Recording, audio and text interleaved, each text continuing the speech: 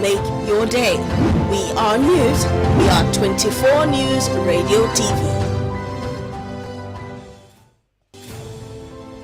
From Abuja to Lagos, Sokoto to Port Harcourt, Enugu to Ilorin, all across Nigeria, we bring you news and information that will make your day.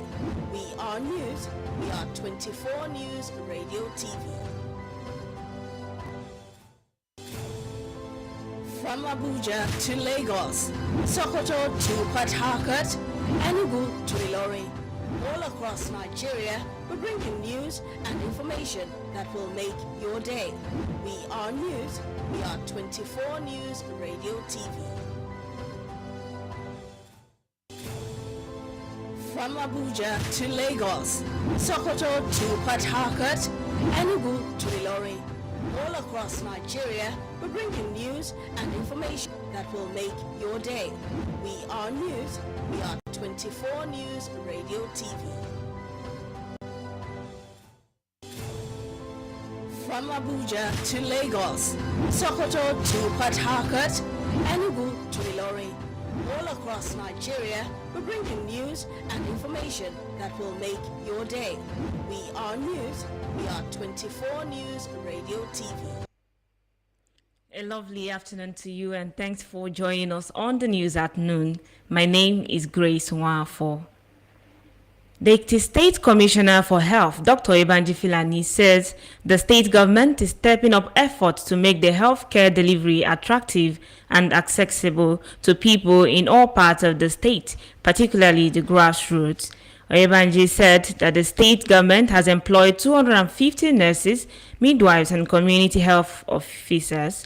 The commissioner spoke at Otu Ekiti while rounding off a 2-day community mobilization and stakeholders engagement for residents of Ikere, Ekiti Southwest, Moba, and Ilejemeje local government areas, which held at Ikere and Otu Ekiti. The government, he also said, has offered free maternal health and child care services and as well free laboratory tests and malaria treatment for all residents at the 177 primary health centers across the state under the Basic Healthcare Provision Fund and Ulerawa program of the state government. Still from Ekiti State, the Ekiti State Teaching Service Commission, TESCOM, has announced that all shortlisted candidates for teaching and non-teaching positions will sit for the recruitment examination slated for next week Saturday at Ekiti State University, Ado-Ekiti. The permanent secretary of the commission, Mr. Michael Boluade, in a statement, made the clarification following speculations that the non-teaching applicants have been exempted from the written examination. He emphasized that candidates from both cadres would be assessed to ensure they are capable of delivering efficiently and in their respective roles. Mr. Boluade, who advised candidates to come along with copies of their computer-based test result slips, also cautioned against bringing electronic devices or mobile phones to the venue. Osun Governor Ademola Adeleke has confirmed he is planning to dump the People's Democratic Party (PDP) for another party ahead of the 2026 governorship election. Adeleke, through his spokesperson Olawale Rashid, in a statement confirmed that the governor is still consulting over his political move into another party. Rashid disclosed that Adeleke held meeting with PDP leadership caucus, which consisted of his deputy, cabinet members, special advisors, federal and state lawmakers, among others, at the Government House Banquet Hall on Saturday. He confirmed the leadership of PDP passed vote of confidence in Adeleke and vowed to follow him whichever party he desired to move to.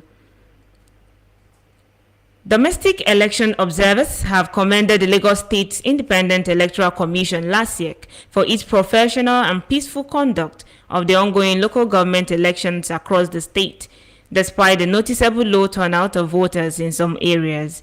Chairman of the Edo State Independent Electoral Commission, Jonathan, while speaking to newsmen during his observation tour, lauded LASIEC for its organization and preparedness, noting that the Lagos model could serve as a template for other states. Meanwhile, the results of the elections are being awaited after collation and counting by LASIEC. The Socio-Economic Rights and Accountability Project has filed a lawsuit against the Nigerian National Petroleum Company Limited over what it described as failure to account for and explain the whereabouts of the alleged missing 825 billion naira and $2.5 billion meant for refinery rehabilitation and other oil revenues. This was confirmed by SERAP's Deputy Director, Kolawole Oluwadare. President Bola Tinubu has returned to Abuja after a 2-week diplomatic mission to St. Lucia and Brazil, marking the end of his latest international engagement. The president was received at the presidential wing of the Nnamdi Azikiwe International Airport by top government officials, including Minister of Budget and Economic Planning, Alhaji Abubakar Atiku, Minister of State for Defense, Bello Matawalle, National Security Advisor, Nuhu Ribadu, former Sokoto State Governor Senator Aliyu Wamako, and Alhaji Ibrahim Masari. Tinubu departed Abuja on June 28, beginning his trip with a state visit to St. Lucia aimed at strengthening ties with Caribbean nations and reinforcing South-South cooperation. His visit coincided with St. Lucia's 45th independence anniversary. From there, the president traveled to Brazil on July 4 to attend the 2025 BRICS Summit, which held from July 6 to 7 in Rio de Janeiro.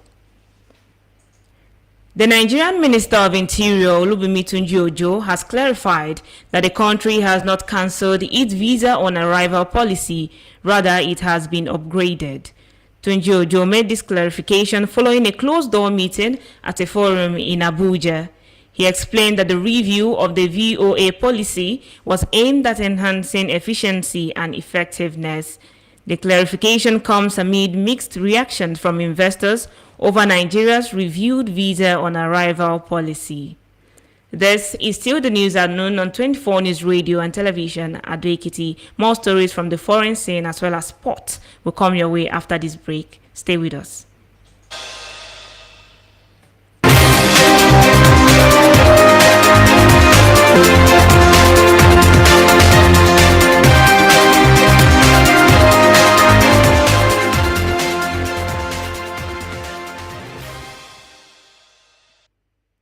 Glad to know that you're still there. If you're just joining us, this is the news at noon on 24 News Radio and Television. Over now to the foreign scene. United States President Donald Trump has imposed a 30% tariff on imports from Mexico and the European Union starting on August 1, weeks after negotiations with the major trading partners failed to reach a more comprehensive trade deal. Trump, who announced the new tariff on two of the U.S. biggest trade partners in separate letters posted to his Truth Social platform, said they were due to what he said were Mexico's role in undocumented migration and illicit drugs flowing into the U.S. and the trade imbalance with the EU.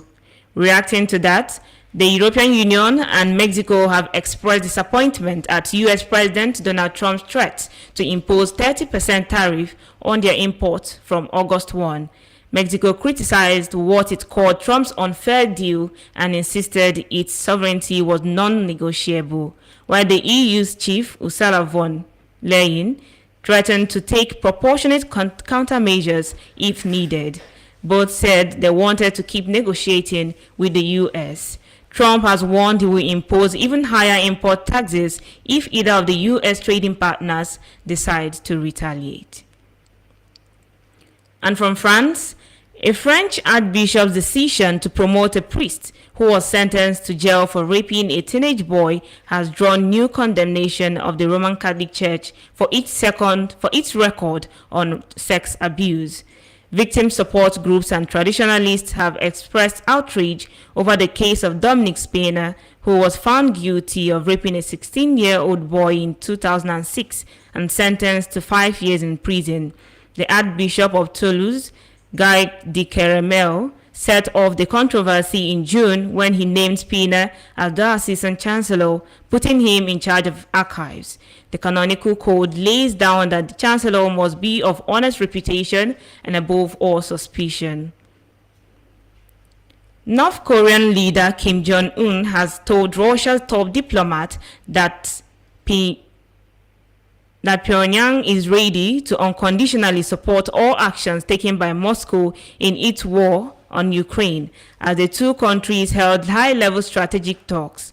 Russian Minister of Foreign Affairs Sergei Lavrov is on a 3-day visit to North Korea, which has provided troops and arms for Russia's war on Ukraine and pledged more military support as Moscow tries to make advances in the conflict. Kim met with Lavrov in the eastern coastal city of Wonsan, where Lavrov and his North Korean counterpart held their second strategic dialogue, pledging further cooperation under a partnership treaty signed last year that includes a mutual defense pact. And now from the world of sports.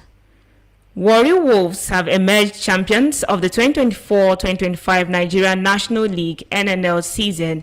Napoleon Aloma side defeated Wiki Tourist 3-2 in the final of the Super 8 playoffs at the Stephen Keshi Stadium, Asaba on Saturday.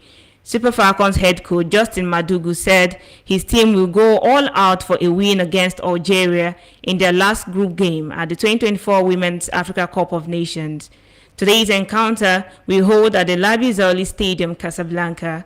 Madugu's side have already booked a spot in the quarterfinals after winning their opening 2 games in the competition against Tunisia and Botswana.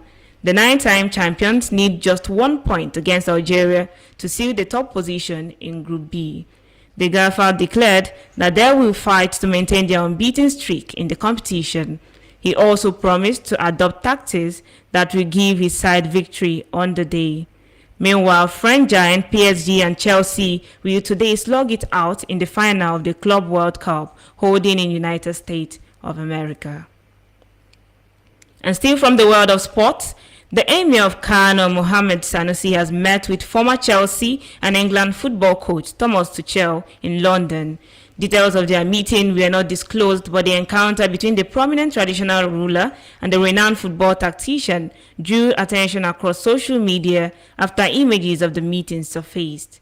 The Emir, known for his global engagement, we are seen sharing a moment of conversation with Tuchel, who managed Chelsea to UEFA Champions League glory in 2021 and has held coaching roles across top European clubs. And that is the end of the news at noon on 24 News Radio and Television. More programs will come your way. Do stay tuned for the rest of the programs. My name is Grace Nwafo. Have a lovely afternoon.